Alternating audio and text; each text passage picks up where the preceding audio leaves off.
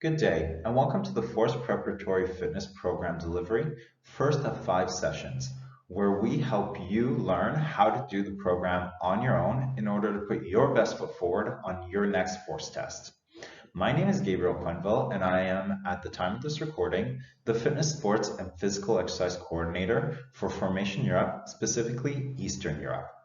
And I created this program alongside Stefan McIntosh, the Fitness, Sports, and Physical Exercise Coordinator in Western Europe.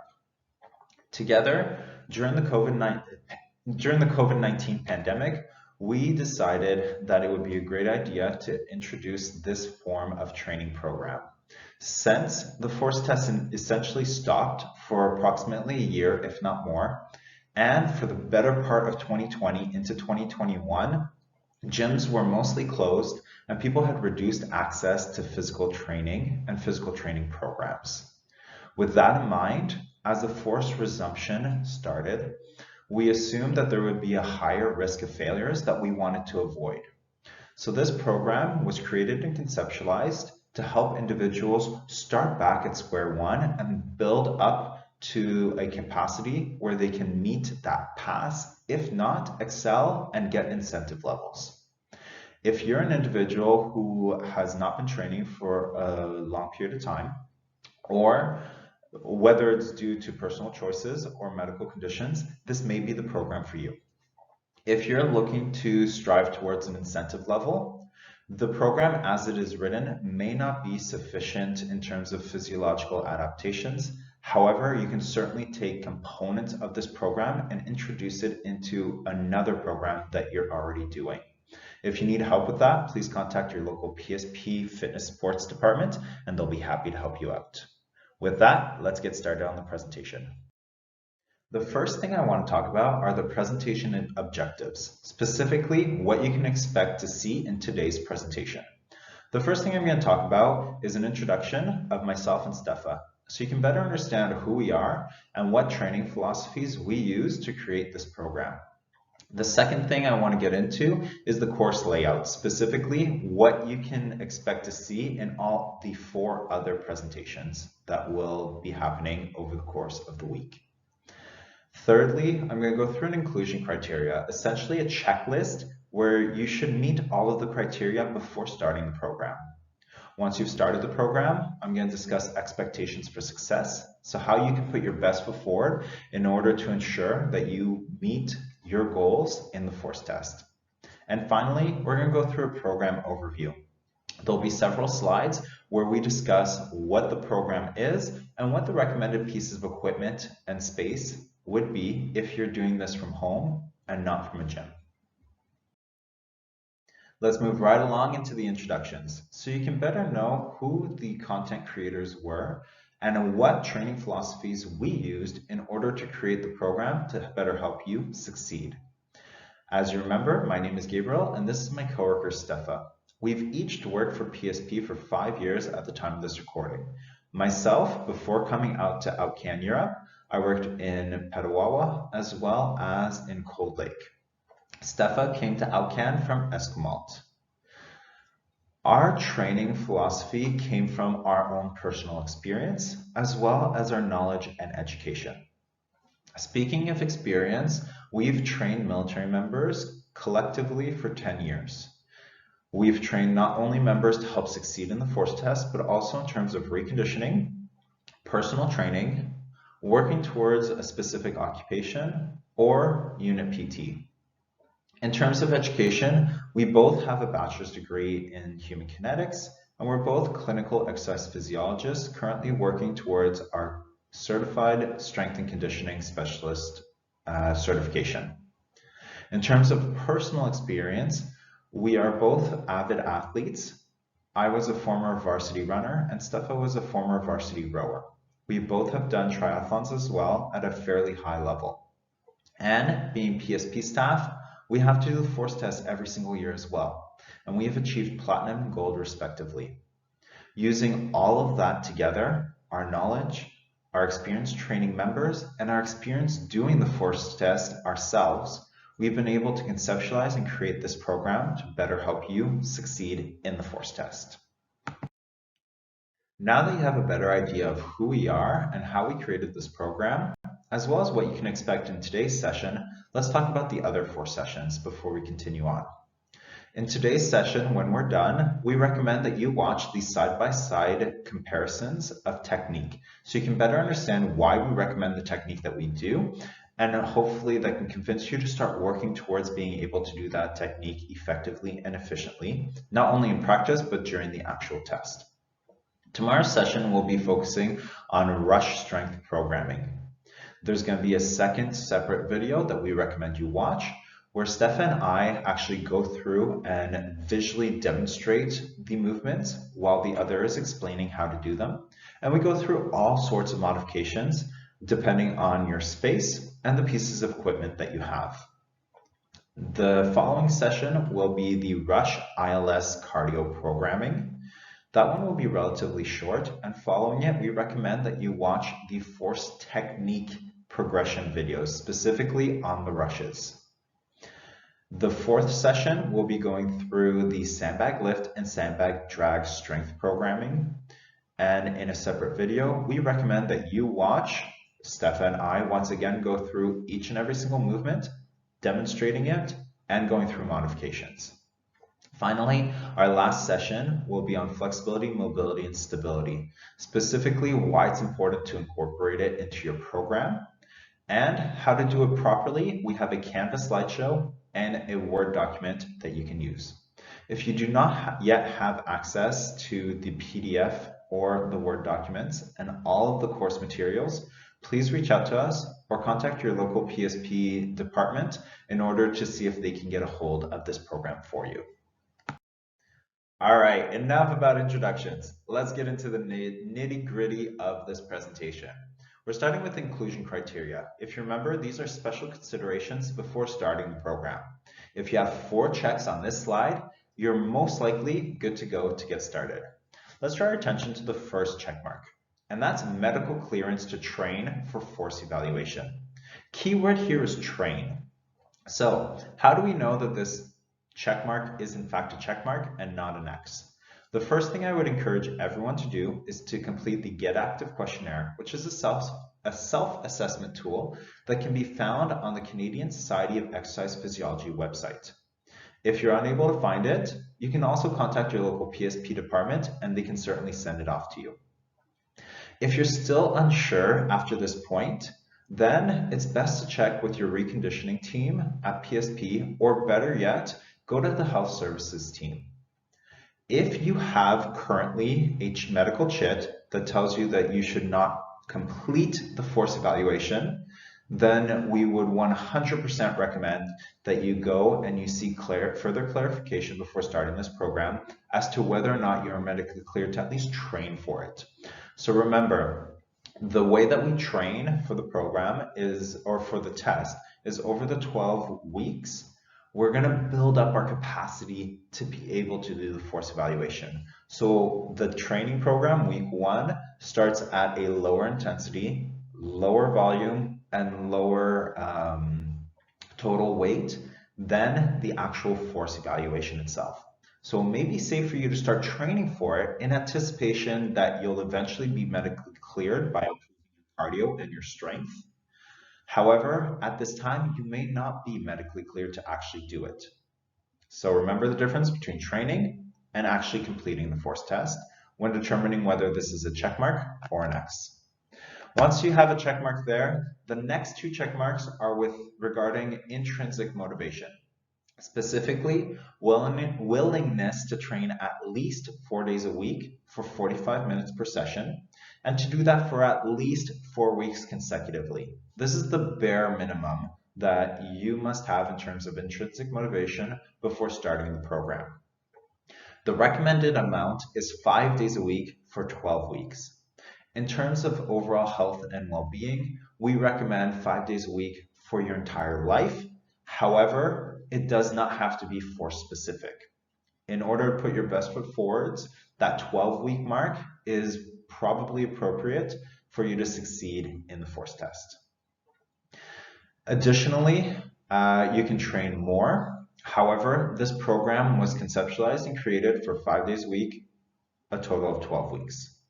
Once you have a check mark in both of these sessions, we're going to go to the last one, which is interest in improving your force evaluation results. This one is pretty self-explanatory. If you're here, you want to do better on the force test, plain and simple. If this is an X, you're in the wrong spot. All right, you've got 4 check marks. You're ready to get started. Let's talk about our expectations for success. How can you put your best foot forward in order to get the results you want on the force test? The first is to train regularly. As per the previous slide, the minimum is 3 days a week, 45-minute sessions for a total of 4 weeks. The ideal is 5 days a week, 45 minutes to an hour per session, and going for 12 weeks. This coincides with the CSEP guidelines, which recommend 150 minutes of moderate to vigorous physical activity per week to achieve a healthy lifestyle. So by doing this program, you're getting a 2-in-1. You're training towards health and you're training towards success. In order to continue to train towards health, when you're done with this program and you've achieved your goals on the force test, you need to continue training regularly. However, it doesn't have to be force related. Speaking of force related, let's go to point number 2, which is to follow the progressions accordingly. Remember that this program was designed and conceptualized to be targeting individuals who may not have been training regularly for the past 3 to 6 months. Remember the definition of training regularly, 5 days a week, 45 minutes to an hour per session. If this is the case, then you 100% need to follow the progressions as they are written and do not progress through the program quicker than it is intended, as your risk of injury will increase. A common saying is that injuries occur from doing too much too soon after doing too little for too long, and we want to avoid that. If you're coming into this program with a solid foundation and a good base of physical training, you may be able to progress a little bit quicker or start at different blocks. However, it may be more important for you to continue your training program and pick and choose parts of our program that fit best into your overall plan. Contact your local PSP department in order to better figure out this jigsaw puzzle. Back to point number 3 now, listen to your body. So this is the opposite. We recommend that you do not progress any quicker. However, you can progress slower. And that's by listening to your body. Your body is going to tell you if you're going too quickly and if our program is too quick for you. It shouldn't be for most people. However, there are individuals who may not respond well to our exercise prescription and gradual progressive overload. And if that's the case, you may regress, so go back a week or 2, or stay at a specific week for longer than intended, and that is totally okay, so long as your body is telling you that you need it. That you can turn that 12-week program into a 16 or 18-week program, and we'll be discussing that in each individual phase. Finally, regular feedback with your PSP team is important.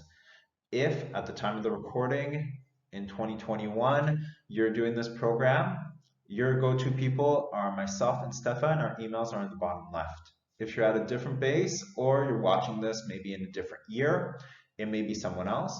Communicate with your PSP team regularly. They can hold you accountable if you're struggling to train regularly. They can help you with the progressions if you feel they're too slow for you. And they can help you listen to your body. If you're noticing that this program is a bit too aggressive, they can give you tips and tricks to make it more appropriate for you. Those are our expectations for success. Now let's get into the general program overview. Specifically, we're going to talk about our recommended weekly structure if you're doing 5 days a week. On Mondays, we have rush strength. Tuesdays, ILS cardio. Wednesdays are for stability, mobility, and flexibility. Thursdays are for rush cardio, and Fridays are for sandbag lift, sandbag drag strength. If you don't want your weekends off, maybe you want to be working out on the weekends and you want a Monday, Tuesday off, for example, simply slide this program left or right accordingly without changing where the workouts are in this chronological order. Let's say you're only doing 3 days a week. We're going to go through 2 case studies. The first thing you want to do is pick, what do I want to work on the most? And then you want to prioritize your days accordingly. These 2 case studies are going to look at an individual who wants to work on their rushes predominantly. The first is someone that has good mobility, good range of motion, and they're able to get in and out of all of the movements fairly well and safely. This person is primarily focused on fitness. So we're going to pick the 3 following days. The 2 cardio days, which are rush and ILS, and the rush strength day. But keeping them in this order doesn't make sense. Let's put the 2 cardio days on either ends of the week, Monday and Friday, and let's put the rush strength right in the middle. So we have a rest day in between, and our cardio days aren't side by side. Let's take another example where we have an individual who is also working on the rushes, only training 3 times a week, but they have significant mobility problems. Let's start off with 3 days of mobility to the point where we're able to move and stabilize in our movements effectively. Then we can start our program the same way as the person who is working on fitness. However, it will be strongly encouraged for this individual and for everyone really to do mobility regularly as much as possible. And that's to ensure that our improvements in flexibility, mobility, and stability are maintained throughout our lifetime. We'll be discussing this a little bit further in each and every single one of the presentations go forward. The remainder of this presentation is going to go through the movements that you can expect in each of the sessions, as well as the recommended pieces of equipment that we would encourage you to have access to in order to do this program properly. We're going to start with the rush strength sessions. The rush strength session is periodized into 3 blocks, where we start with a unilateral push-pull strength progression, working into a bilateral strength progression, and finally a bilateral power phase. These are the base movements, and I'll be discussing the other movements that are incorporated. In terms of the upper body push, we start with a unilateral, so one arm, banded press. Notice here we have a nice strong body position. The core is engaged and the body is sturdy. The back is neutral as well. The arm is doing a push against the band and then coming back.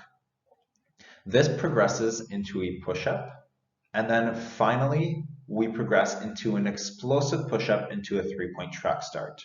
As you can tell, we're starting by developing the strength in the chest, one arm at a time, which also works on the core. We transfer that into movement specific for the chest to floor, part of the rushes, and then we add the explosivity. The second movement that we include is the row. Much like the upper body push, the upper body pull starts with a single arm or a unilateral row. We move that into a bilateral row, so 2 arms, and then we add explosion into that row. This will not necessarily transfer to the rushes component of the force test, but what it will do is prevent injuries from occurring by ensuring that we're not overworking or solely working our chest. We're also working our back muscles to ensure we have good posture and that we don't get injured. In terms of the lower body push-pull, the push is always going to be unilateral, and it's going to be the lunge movement that we're going to primarily use. As you can tell, this individual is in a back lunge position with his arms out as if he was in a running stance. We're always going to be doing that because it's going to transfer to top end running speed. If we're not using our arms when we're training, how can we expect to use our arms properly when we're working out? We do a backwards lunge. The focus is on the getting back up, and that's power through the quads, standing up and standing forwards. That is going to be our unilateral strength. And we move on into a Bulgarian split squat where the back leg is raised. And then finally an explosive Bulgarian split squat. In terms of the lower body pull, it's always going to be bilateral. And the strength in the first 2 phases are going to be deadlifts. And we work up to an explosive either kettlebell swing or granny toss. These will be discussed further in the rush program delivery, which will be the next session. Now that we know the movements in the rush strength days, let's talk about equipment for the rush strength days. These are our ideal pieces of equipment. So if you don't have them, don't worry. On the rush strength session program delivery, we'll be going through all the modifications if you don't have these ideal pieces of equipment. So, keyword, ideal. I'm not saying that you need to go out and purchase all of these pieces of equipment in order to be successful in the program, but if you can purchase these and you see value in purchasing these and you're actually going to use these pieces of equipment, then it's highly encouraged for you to do so, but it is not mandatory. Let's talk about the first piece of equipment, that's the bands. We're going to be using them for the upper body push-pull quite a lot, and we're also going to be using them for some of the ancillary works that will be discussed further in the other presentations. So bands are definitely nice to have, and they're also great because they're relatively inexpensive and easy to get a hold of. We recommend getting a slew of different colors. Each color is going to have a different sort of resistance on them. And most brands should be reasonably reliable. So getting these off of Amazon or at your local store should be relatively easy to do so. The next piece of equipment is for the lower body pull, and that's for the deadlifts. We recommend the sandbag. The only reason we recommend the sandbag is because you're going to be using them for the sandbag lift and drag workout anyway. So instead of buying multiple pieces of equipment, might as well use the sandbag. If you do already have things like kettlebells, dumbbells, barbells with plates, then you can also use those for the deadlifts. I personally prefer doing it with the barbell just because I can get heavier weights on there. Alternatively, you can use non-conventional pieces of equipment to lift, such as a large casserole dish filled up with heavy objects.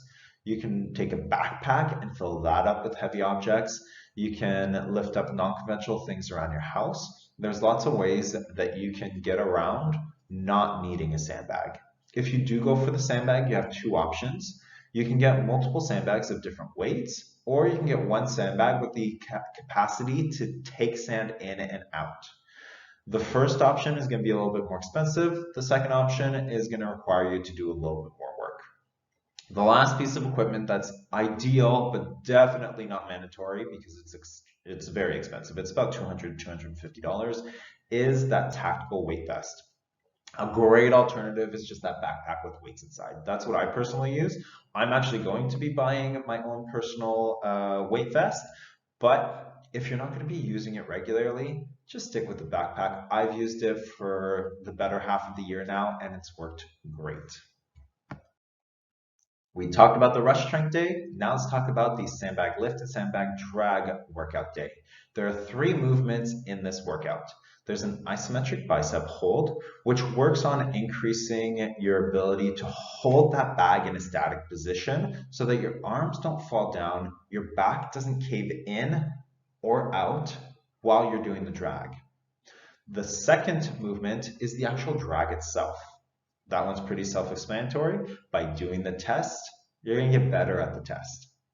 And the last one is the sandbag lifts. We're not going to be doing the full 30. We're going to be doing repetitions of less than 30. And like I explained, both the drag and the lifts are going to start at a much lighter weight than what we do in the actual test. And we work our way up to being able to do the weight in the full test. For more information, pay attention to the sandbag lift and sandbag drag specific program delivery. In terms of equipment, sandbags show up again, right? So that's why I explained for the rush, if you're doing the rushes and the sandbag lift drag strength, you might as well just get the sandbags if you don't want to purchase a lot of equipment. For this one, you're also going to need rope and a carabine if you're going to be tying them together to do the drag. However, for the drag, you can use many other things. So this picture that we put here is an actual sled. They can be found on places like rogue.com among other distributor of fitness equipments. And they're relatively inexpensive. You simply load up objects onto them. This one specifically is nice on asphalt. I wouldn't necessarily pull it on the floor inside of your house. If you're doing that, you can make one yourself for indoors. What I recommend is a long slab of wood, ideally wide square, that is flat. And on the bottom of it, you can glue and staple an old rug or carpet or towel to the bottom of it so it doesn't damage your floor and it can slide nice and easily. The adhesive side of the rug should be put on a piece of wood so that the frilly end is going to be on the floor and being dragged. With that, you just load it up with heavy objects that you have at home. You're going to need some form of rope to attach to it, and then you can drag away. On the sandbag lift and sandbag drag strength delivery day, we're going to go through a lot more options. These are just the ideal pieces of equipment that you would want to have in order to do this program. Finally, we're talking mobility and cardio. We're not going to go through the movements because mobility, there's so many of them, and we actually go through them in the presentation on Friday in a lot of detail. And cardio is primarily running, so I don't need a slide just for that. So let's speak about equipment. For mobility, you're going to want a foam roller and a ball. Our recommended is the foam roller and a lacrosse ball. If you don't have a foam roller, things like a PVC pipe, a hand roller, a rolling pin for the kitchen.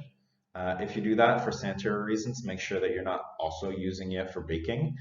And in terms of balls, we actually recommend the lacrosse ball. It's going to be the cheapest one out there, but tennis balls work. They're just not as dense, as well as more commercial objects. I know Trigger Point is a company that makes massage balls. They have spiky balls. They have a bunch of different objects.